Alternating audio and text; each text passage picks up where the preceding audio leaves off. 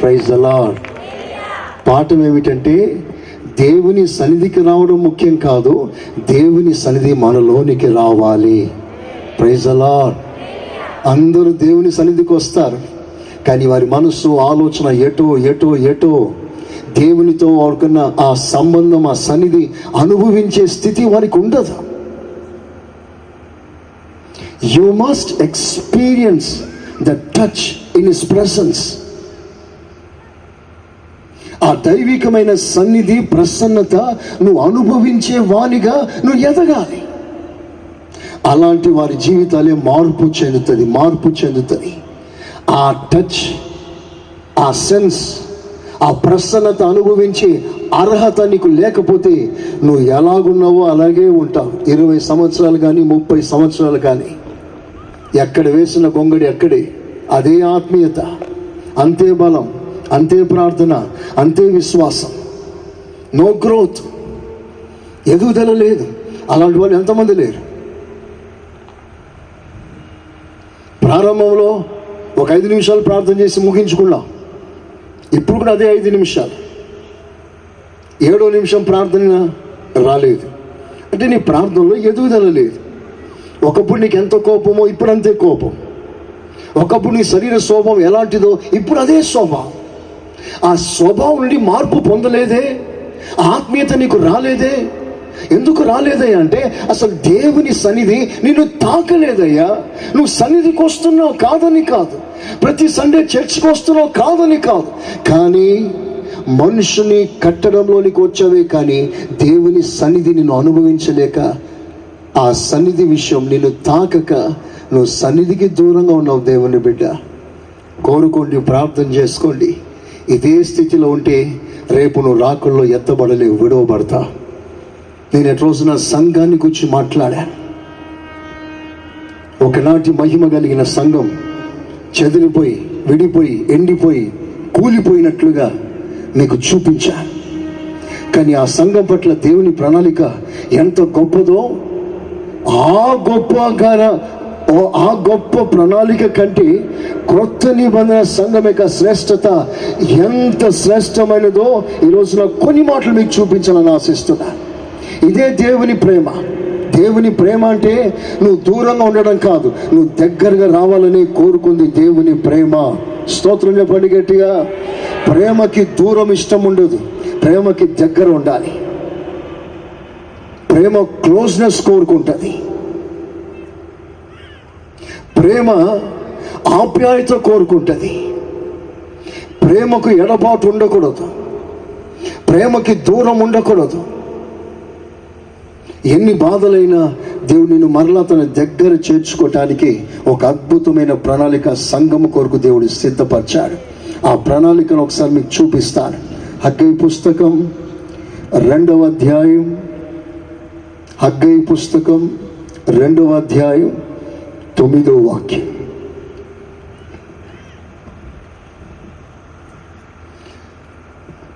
మైక్లో చదువుగా విందాం. ఈ కడువరి మందిరం యొక్క మహిమ మునుపటి మందిరం యొక్క మహిమను మించినని సైన్యములకు అధిపతి యెహోవా సెలవిచ్చి ఉన్నాడు. ఆమేన్. చేతులు పైకెత్తండి. నేను చెప్తాను, మీరందరూ రిపీట్ చేయండి, ఒక్కరు తప్పకుండా. ఈ కడవరి మందిరం యొక్క మహిమ, మంచిగా చెప్పాలి, కోట్ల రూపాయల కంటే ఖరీదైన చెక్ ఇది. సంతోషంగా పొందండి. ఈ కడవరి మందిరం యొక్క మహిమ మొదటి మందిరం యొక్క మహిమను మించునని సైన్యములకు అధిపతి యెహోవా సెలవిచ్చుచున్నాడు. చప్పట్లతో దేవుని కనపరుస్తామా? ఈ వాక్య భాగంలో 2 రకాల మహిమలను గూర్చి రాస్తుంది, 2 రకాల మందిరములను గూర్చి రాస్తుంది, 2 నిబంధనలు గూర్చి రాస్తుంది. మొదటి మందిరం, కడపటి మందిరం. మొదటి మందిరం యొక్క మహిమ, కడపటి మందిరం యొక్క మించిన మహిమ. మొదటి మందిరం అనగా పాత నిబంధన సంఘం, కడపటి మందిరం అనగా క్రొత్త నిబంధన సంఘం. నిబంధన అనగా సేవ, పాత నిబంధన సేవ, క్రొత్త నిబంధన సేవ. పాత నిబంధన అనగా ఆదాం మొదలుకొని బాప్తిజం ఇచ్చే యోహాన్ వరకు ఓల్డ్ టెస్టమెంట్ సెయింట్స్, వారందరూ పాత నిబంధన సంఘానికి చెందినవారు. ఆదాము మొదలుకొని బాప్తిజం ఇచ్చే యోహాను వరకు వీరందరూ పాత నిబంధన సంఘానికి చెందినవారు. ఇప్పుడు వినండి, మొదటి నిబంధన సంఘములో ఉన్న మహిమ కంటే కడపటి నిబంధన అనగా కొత్త నిబంధన సంఘములో దేవుడు దాచి ఉంచిన మహిమ కొన్ని వేల రెట్లు ఎక్కువగా ఉంది అని సైన్యములకు అధిపతి యెహోవా సెలవిస్తున్నాడు. చప్పట్లతో కనపరుస్తామా? యేసయ్యా స్తోత్రం అనేది గట్టిగా, ఇంకా గట్టిగా చెప్దామా? ఎంత స్వరం ఎత్తినా సరిపోదు దేవుని బిడ్డ, గొంతు కేక వేసి చెప్పు, యేసయ్యా స్తోత్రం. ఇంకా స్తోత్రం చెప్పండి గట్టిగా. అక్కడ దిగిన మహిమ కంటే ఇక్కడ దిగిన మహిమ మించినది అంటున్నాడు దేవుడు. అంటే అక్కడ జరిగిన కార్యాల కంటే ఇక్కడ జరుగుతున్న కార్యాలు ఎక్కువ అని దేవుడు సెలవిస్తున్నాడు. అక్కడ దేవుడు కనుపరుచుకున్న దానికంటే ఇక్కడ మరి స్పష్టంగా దేవుడు కనుపరుచుకుంటాడు అని దేవుడు సెలవిస్తున్నాడు. అక్కడ జరిగిన అద్భుతాల కంటే ఇక్కడ జరుగుతున్న అద్భుతాలు దానికంటే ఇది గొప్ప అని దేవుడు మాట్లాడుతున్నాడు.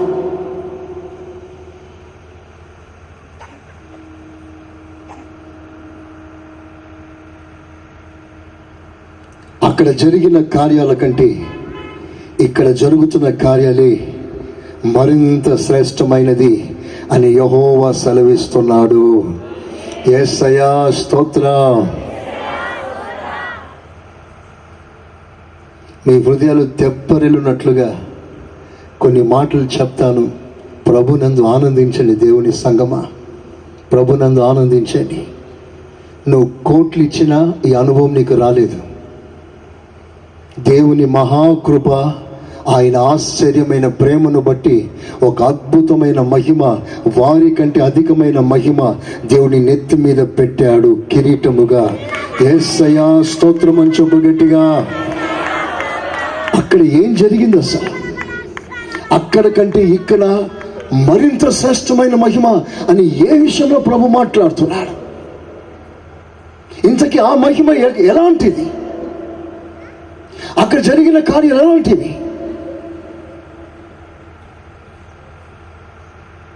అక్కడ మహిమ ఎలాంటిదంటే, ఆ మహిమ ఎదుట వారు నడుస్తూ ఉండగా వారి ముందు సముద్రాలు విడిపోయాయి, నదుల ప్రవాహం ఆగిపోయాయి.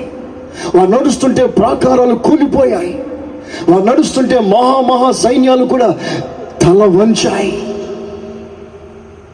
వారికి ఆకలైతే మన్నా ఆకాశం నుండి కురిసింది.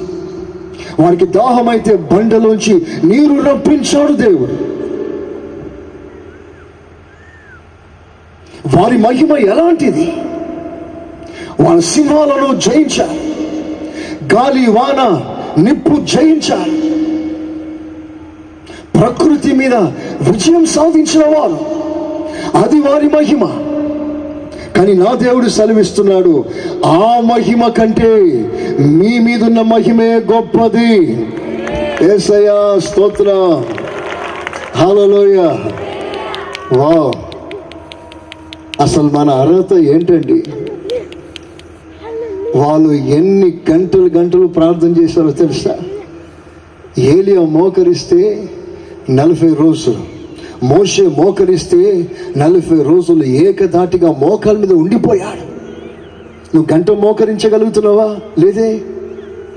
వాళ్ళు అంతసేపు ప్రార్థన చేసినా వాళ్ళకు లేని మహిమ దేవుడు నీకు ఇచ్చాడు. ఆమేనని హుషారుగా హల్లెలూయా. అక్కడ జరిగిన కార్యాల కంటే ఇక్కడే అధికమైన కార్యం జరుగుతుంది అంటున్నాడు. వర్షం ఆగాలంటే ఆగిపోయింది, వర్షం కురవాలంటే కురిసింది. సూర్యుని వైపు చూస్తూ హే సూర్యుడా ఆగు అంటాడు. ఒక మనిషిని స్వరం విన్న సూర్యుడు క్షణాల ఆగిపోయాడు. అది వారి మహిమ.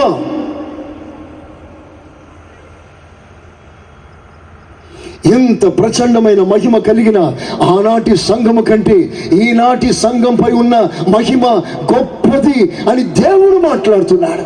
ఈ మాటను నమ్మాలి, ఈ మాటను గౌరవించాలి. ఎందుకంటే సెలవిస్తున్నది ఒక నరుడు కాదు, సైన్యములకు అధిపత్యకు యెహోవా. చేతులెత్తి ఆమేననండి గట్టిగా.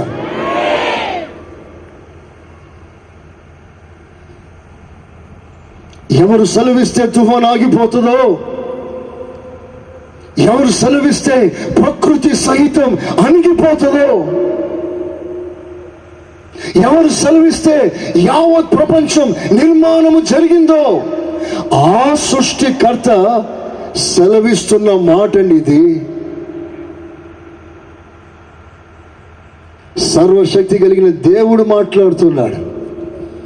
నీటి పొంగును అణుచువాడు, నీటి మీద నడుచువాడు, నీటిని విభజించేవాడు, నీటిని ఏకరాశిగా నిలబెట్టగలిగిన వాడు, నీటిలో ఉన్న ఉప్పును తీస్తాడు, నీటిలో ఉన్న చేదును తీస్తాడు, నీటిలో ఉన్న పనికిమాలిన విషాన్ని తీస్తాడు, చివరికి నీటిని ద్రాక్షరసముకు గడ మార్చగల దేవుడు మన దేవుడు. యేసయ్యకి చప్పట్లతో ఘనంగా స్తోత్రాలు చెప్పండి. యేసయ్యా స్తోత్రం అని చెప్పండి గట్టిగా. Glorify the lord. ఇంత అద్భుతమైన దేవుడు సెలవిస్తున్నాడు. ఏమిటయ్యా మన మీద ఉన్న మహిమ అంత గొప్పది? వాళ్ళు సముద్రాలు సైతం ఆరిన నీళ్ళ మీద నడిచారు.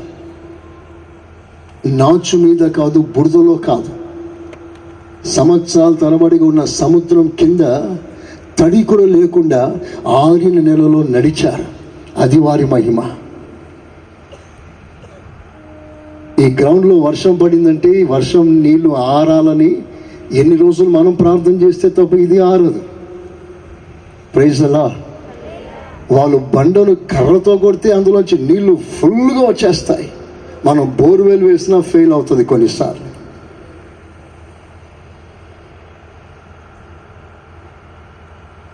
వారు నడుస్తుంటే స్ట్రీట్ లైట్లన్నీ నడిచేయండి వాళ్ళతో. స్తోత్రం చెప్పండి గట్టిగా. మనకు స్ట్రీట్ లైట్ అలాగే స్థిరంగా ఉంటాయి, రోడ్ల మీద పెద్ద లైట్లు అట్లా ఉండిపోతాయి. కానీ వాళ్ళు నడుస్తుంటే వాళ్ళతో పాటు లైట్లు నడిచాయి. అగ్ని స్తంభముగా దేవుడు వారిని వెంబడించాడు. ఫ్లడ్ లైట్స్ అవి. స్తోత్రం చెప్పు గట్టిగా. హల్లెలూయా. ఏమిటి శ్రేష్టమైన మహిమ చెప్పనా? వారు ప్రయాణమై వెళ్తుండగా వారికి అడ్డుగా వచ్చిన సముద్రాన్ని వాళ్ళు చీల్చగలిగారు. మనము ఈ కొత్త నిబంధన సంఘం ముందుకు సాగుతుండగా మనకు అడ్డుగా వస్తున్న జన సందోహం, జనం అనే సముద్రాన్ని చీల్చి ఈ ప్రయాణం ఆగకుండా, క్రైస్తవ్యం ఆగిపోకుండా, క్రైస్తవ్యాన్ని ఆపాలనుకున్న ప్రతి శక్తులను చీల్చి క్రైస్తవ్యం సాగిపోతుంది. ఆమేనని చెప్పు గట్టిగా, ఇంకా గట్టిగా. ఎంతమంది దీన్ని ఆపే ప్రయత్నం చేస్తున్నారు? ప్రభుత్వాలు సహితం క్రైస్తవాన్ని ఆపాలని కంకణం కట్టుకుంటున్నారు. చెప్పనా? క్రైస్తవ్యాన్ని ఎంత ఆపితే క్రైస్తవ్యం అంత ప్రెషర్ పెరుగుతుంది. ఒక ప్రవాహాన్ని ఆపాలని చూస్తే ఆ ప్రవాహం రెట్టింపు వేగం పెరిగి వాళ్ళు వేసిన ప్రతి అడ్డుకట్ట తెంచుకొని పరిగెత్తుతుంది. Praise the lord.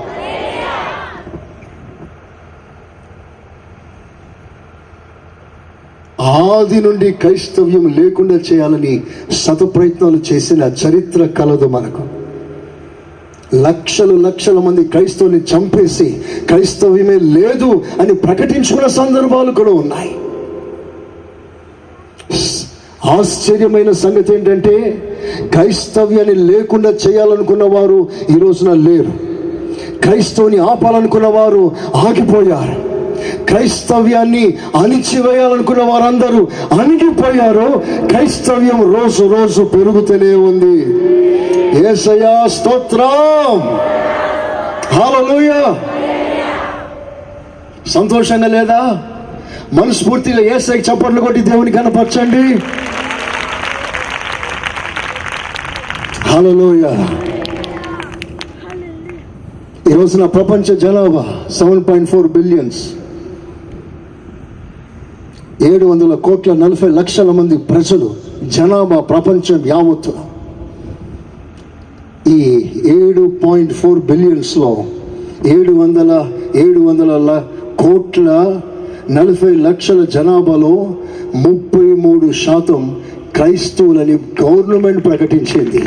స్తోత్రం చెప్పు గట్టిగా. 33% క్రిస్టియానిటీ, 33% క్రిస్టియానిటీని గవర్నమెంట్ ప్రకటించిన సెన్సస్ ఇది. అంటే గవర్నమెంట్ దృష్టికి రాని క్రైస్తవ సంఘాలు ఎన్నిక,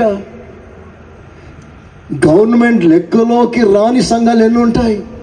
ఎంతమంది క్రైస్తవులు, బయటపడని క్రైస్తవులు, రహస్య క్రైస్తవులు, పేరు మార్చుకొని క్రైస్తవులు, వీళ్ళందరినీ చేరిస్తే ప్రపంచంలో సగము కంటే ఎక్కువ క్రైస్తవులే ఉన్నారు.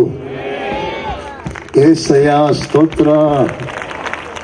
మీకు చాలా చిన్న విషయం అనుకుంటే ఇది, నాకు మాత్రం ఇది చాలా పెద్ద విషయం. ఎందుకో తెలుసా? ఈ క్రైస్తవ్యం ఒకనితో ఆరంభమైంది. ఒకనితో ఆరంభమైన ఈ క్రైస్తవ్యం నేడు ప్రపంచాన్ని కప్పేసింది. ప్రైజ్ ది లార్డ్, హల్లెలూయా. ఎంత అద్భుతమైన కార్యం ఏంటంటే, క్రైస్తవ్యాన్ని ఆపాలనుకున్న వాళ్ళందరూ కూడా ఆగిపోయారు. క్రైస్తవ్యం సాగిపోతూనే ఉంది. ఒకడు ప్రపంచ వేదికను ఎక్కాడు. ఆ ప్రపంచ వేదికలో సవాలు చేసి ఛాతి మీద చెయ్యి రొమ్మున కొట్టుకుంటూ సవాలు వేసి ఏమన్నాడంటే, ఇంకో కొన్ని రోజుల్లో ప్రపంచంలో బైబుల్ లేకుండా చేస్తాను అన్నాడు. బైబుల్ ఎంత వెతికినా ఒక్క బైబుల్ కూడా ప్రపంచంలో కనబడకుండా బైబుల్ ప్రపంచాన్ని తుడిచేస్తాను అన్నాడు. కొన్ని రోజులు జరిగిన తర్వాత ఏం జరిగిందో తెలుసా? ఎవరైతే బైబుల్ ప్రపంచంలో లేకుండా చేస్తానన్నాడో వాడి ఇల్లే బైబుల్ లైబ్రరీగా మారిపోయింది. కొట్టు గట్టిగా చప్పట్లు. యేసయ్యా స్తోత్రం అనండి గట్టిగా. మనం అనుభవిస్తున్న శ్రేష్టమైన మహిమ ఏంటో తెలుసా? వాళ్ళు బండలోంచి నీరు తాగితే మనం బండ అనబడుతున్న క్రీస్తులోంచి నీళ్లు తాగుతున్నాము. వారు మన్నా తింటే మనం జీవ ఆహారాన్ని తింటున్నాము. వారిది రాతి మీద రాసిన పరిచర్య అయితే మనది గుండెల మీద రాసిన పరిచర్య. వాళ్ళది మరణకరమైన పరిచర్య, మనది జీవం గల పరిచర్య. వాళ్ళది తగ్గిపోయే మహిమ, మనది అంతకంతకు పెరిగే మహిమ. వారు ఆ మహిమతో ఒక దేశాన్ని సంపాదించారు. మనం ఈ మహిమలో ప్రపంచాన్ని సంపాదిస్తున్నాము. చెప్పండి గట్టిగా ఆమేన్, హల్లెలూయా.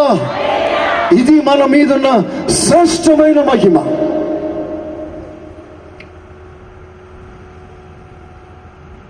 వారు ఆ మహిమలో దేవదూతల రూపాన్ని సంపాదించారు. ఆ మహిమలో అందరూ దేవదూతల్లా మారారు. కానీ ఈ మహిమలో నువ్వు దేవదూతగా కాదు, సాక్షాత్తు యేసయ్యలా మారిపోతున్నావు. యేసయ్యా స్తోత్రాలయ్యా. ఈ తెనాలి జనాంగాన్ని క్షమించయ్యా. ఆమేనండి గట్టిగా. దేవుడు క్షమిస్తున్నాడు. ఆమేనండి గట్టిగా. నువ్వు యేసయ్యలా మారిపోతావు. గంతులు వేయాల్సింది మీరు.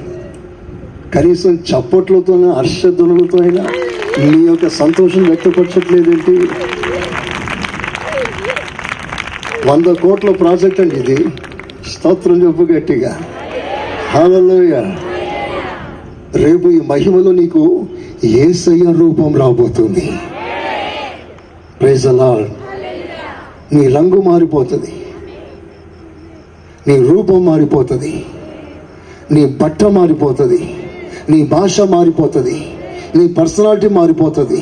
మనమందరం యేసయ్యలా మారిపోతాము. ఆమేన్.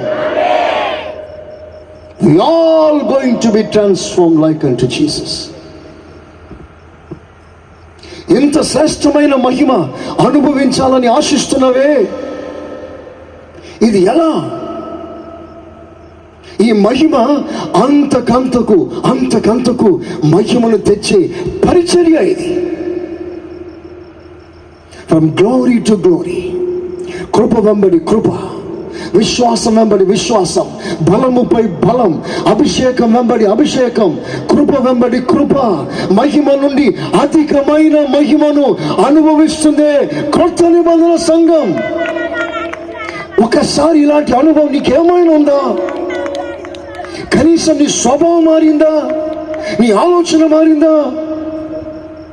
వినండి, ఆదిలో దేవుడు మానవునికి తన వస్త్రం ఇచ్చాడు, his own garments. దేవుడు ఏ బట్ట వేసుకున్నాడో అదే బట్ట, మహిమ బట్ట నీకు ఇచ్చాడు.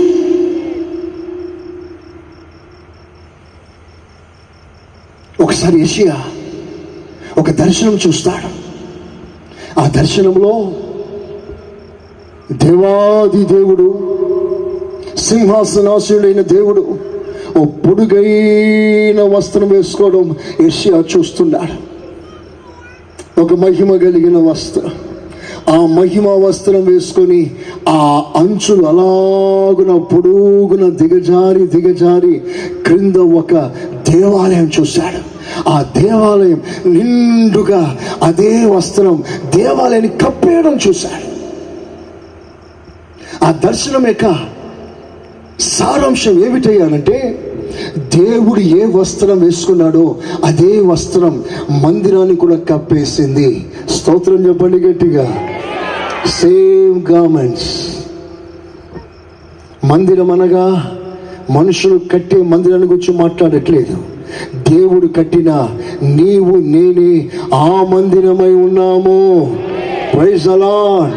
ఇప్పుడు దేవుని యొక్క ప్రణాళిక, దేవుని యొక్క ఆశయం, దేవుని యొక్క అపారమైన కోరిక ఏమిటయ్యానంటే, ఆయన ఏ వస్త్రం వేసుకున్నాడో సంఘం అదే వస్త్రం వేసుకోవాలి.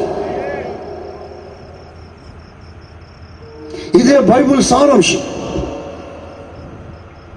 బైబిల్ సారాంశంలో ఉన్న మూల వాక్యం ఏమిటంటే, క్రీస్తు యేసునకు కలిగిన ఆ మనస్సు మీరును కలిగి ఉండండి. వస్త్రం అంటే స్వభావం అంటే మనస్తత్వం, డివైన్ నేచర్. క్రొత్త నిబంధన సంఘంలో అడుగు పెట్టావా?